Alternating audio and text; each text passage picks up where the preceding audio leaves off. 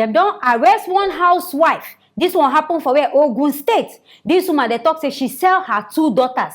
Her biological daughter, where she push born by herself, she sell them these 2 children. This woman, where they talk say her name now, Blessing Aproko Agoro. They say na be her name, and this woman is 35 years old. They talk say this woman sell her 2 children where their name now Shemilore Agoro, and this one are 4 years old, and the other one will be Deborah. They talk say this pikin name now.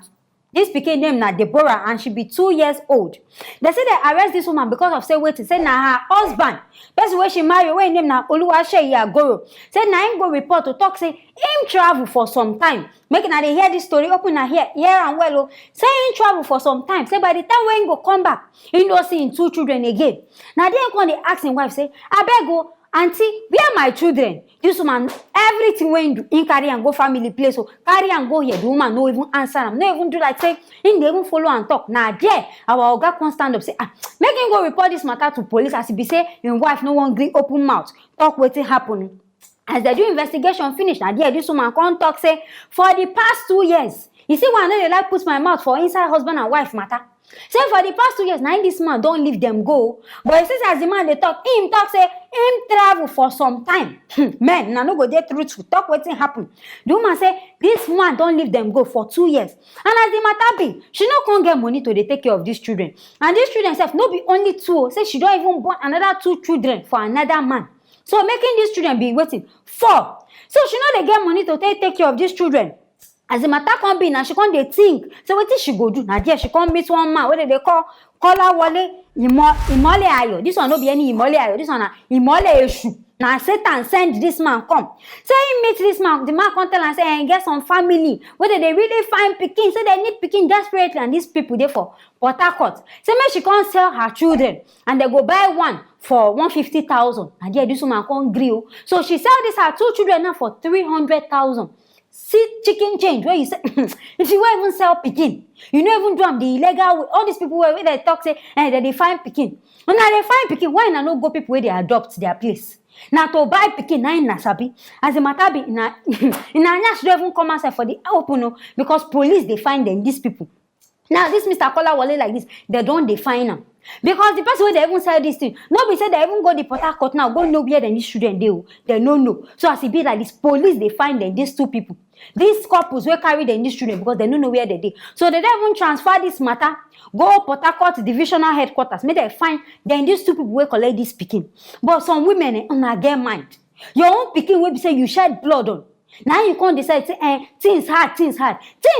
Why you not carry them these children? I be call this man say, oh God, come carry your children. I know if you take care of them again. I be you carry these children, go give your grandmama. I be the man people. You don't think I'm like that. Now to sell them. And as it be, this woman don't even finish this 300,000. Because making her look at her, she don't even example person will even get 300,000 naira for account. So how this money take go? The money go there even finish because she go there. And what if these people when I said this speaking for? They be ritualists. When I don't even think that one. See, they won't go using a pikin, they do blood money, they do something. People, and people even buy this pikin. When I don't think I say, I beg go, maybe if this man can't come back, they never ask about the man, family, where the children come from, they never ask all those things. They just carry 2 people. Innocent children, 4 years and 2 years. They don't even think and say, then these children, they stay small. Maybe they even stay small, not themselves, because they get money. See what in poverty they cost.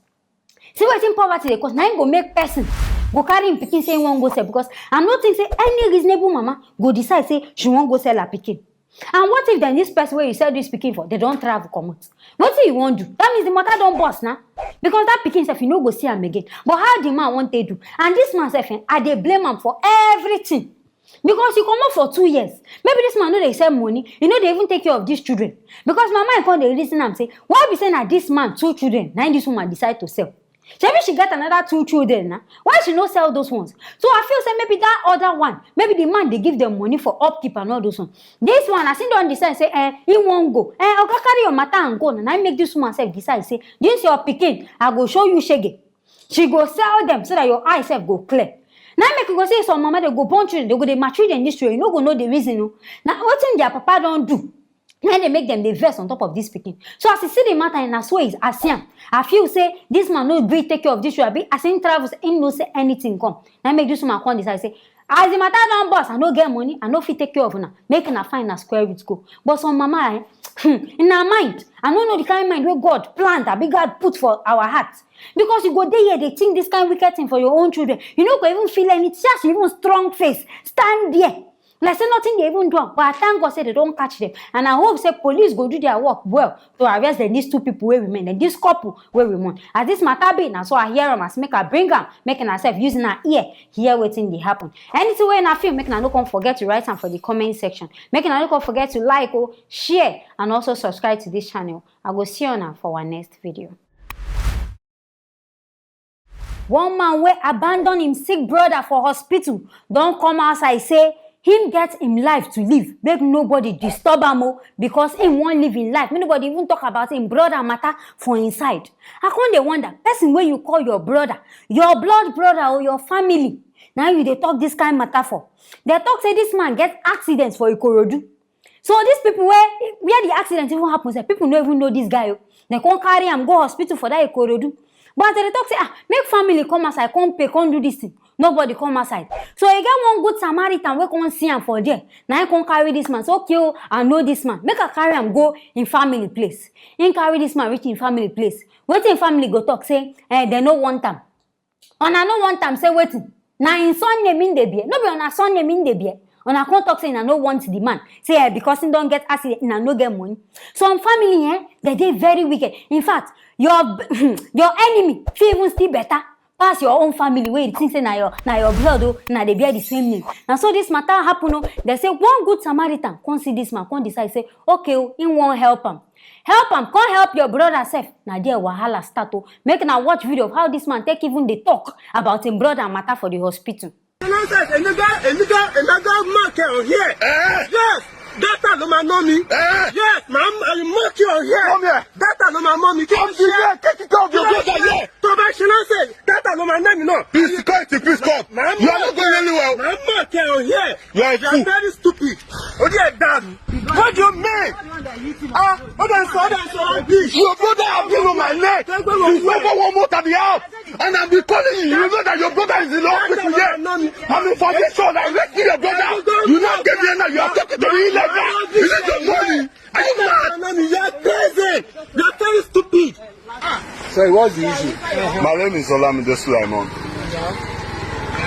There was a patient, his elderly brother. I met him at Ikotuebe, lying down on the bridge. I do foundation. So it's like the man has an accident at Ikorodu. According to the story, they took him to Ikorodu General Hospital. So it's that they couldn't see any of his family. You understand me? So one of his friends now took that patient from Ikorodu down to Ikotu to this family's house, to their family's house.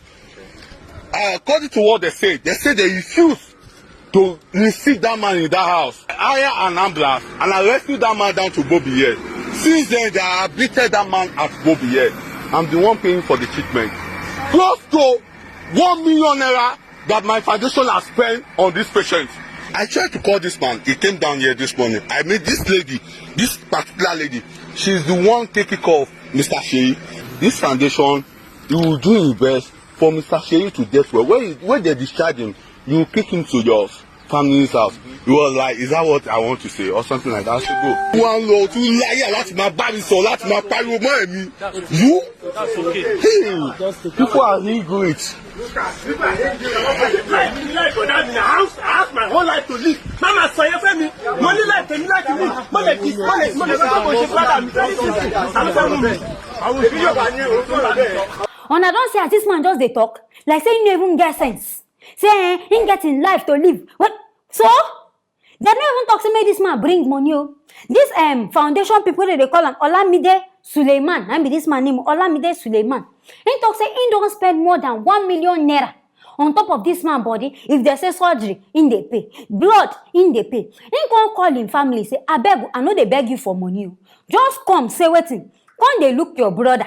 Come they check him. If na food, you check. Maybe if they say they want bath him, you do him. But as you know they come, this man got collect person where they do all this kind of thing. Get one woman. Now see the woman now she they do all this kind of thing. You will be in blood brother. They can't call you say can't do this one. Now the oga para say he getting life to live. May nobody disturb him. Say if he no do him, say police won't come arrest him. Now, wow, see person will be your brother, will be your blood. What you won't talk of your enemy? And they talk say the family, nobody say they don't even carry this man, go the family place. So family self talk say they no want. I can't they think and say, it be like say this man don't do this family something, no. You know all this kind of rich people will be say, maybe if they get money, if family come to say, give me money, they no go give them. Maybe now so this brother bill, now make a family, you don't want help him. I be this man self where they say, go and help your brother. Maybe he self get problem. But no matter the kind of problem where you get, family na family. Know how you supposed help him. Because all this one way they para. If say this man get money now, call you say, my brother, I just come back from America, come collect this kind of money. You go see, this man no go even bath. You no go even wear clothes. You go come outside, sharp. You don't go reach the man house. But this one now, as he be said, the man they sick. If I don't come out, I can't wonder. This man no get wife. I know that he no get mama, he no get people. As this one no one agree accept him, may they find another person will go accept him now. Because as the matter be like this man self they para. If like say time don't reach for them to come out this man from the hospital. And he don't follow this in brother talk say, okay, as he be like this, they won't discharge this man. Carry this man, they go your house. And he talk say the man don't even agree. Only to reach there, can't change mouth. I bet they don't even tell and say making no collection. But what in this brother won't even do? What he do for them? For this family, they no one agree accept them. No matter what he do, safe. Now on a brother. Making her accept her like that. Making her even try treat her. Maybe things will even change for her. The way why they see this family, they make me they fear. Some people family even worse. This one way they even talk. Where some people they say the family no good. Some people family even worse though. Where we say you go even there. Ordinary say make they feed you, self they no go feed you. And you go know say these people get money, but they no go green one just help you. They prefer make you they suffer. Now make they wonder say let's say some people now blood money they go do. So if they don't do them, they go talk say no give your family. Now what's going happen? Because this boy matter now. I know not I want to talk him. Mr. M, other me you need to go do now. We go beg you. Maybe now you go still continue to take care of this man as he be saying our foundation. Maybe now go carry him, go on a place, go they take care of him till this man go well. Because as he be, nobody won't collect this one. No family won't even collect this man. So what did this man want? Make this man come go and they say now under bridge. In fact, now under bridge as the first discharge, now under bridge they go leave this man, they leave. How you go to see your brother and you know say your brother they stay this under bridge. You can't say you want to live your life. Life will be saying no, but you even get this life. You don't forget saying that God give you the life. If God can't decide say he won't take a munko, what you want to go enjoy for the life where he remain? And the man self as in they talk, he be like say the man not today correct. Because the kind of thing when I will put you on air. What say they put on air? If say you day right, if you carry your phone, come outside talk say this one. Now you day wrong. Just come, they visit your brother. Finish. Shikena. You know even plenty. They monitor him. They bring him food. Maybe come they take care of him. Now be the work where you get to. No bring 5 naira. They don't spend 1 million. They don't talk to make you return this money. If they come to make you return this money, what do you want? That means you go die. You know, go even show up. You go don't disappear, enter ground. Now, well, people they in fact the human heart, your own blood, the human heart. Make an affair human being, no. That's the way you go even look say na your mama, na your papa. The kind of thing where they go do you, you go shock, you go even wear glass, they look the thing, say, now my family be this. Anyway, now so I hear this matter, I want to make her bring her phone and making herself using her ear, hear what thing they happen between families, or making her dey careful from her family. Then anything when I get, making her not forget to write down for the comment section. Making her not forget to like or share and also subscribe to this channel. I go see you now for the next video.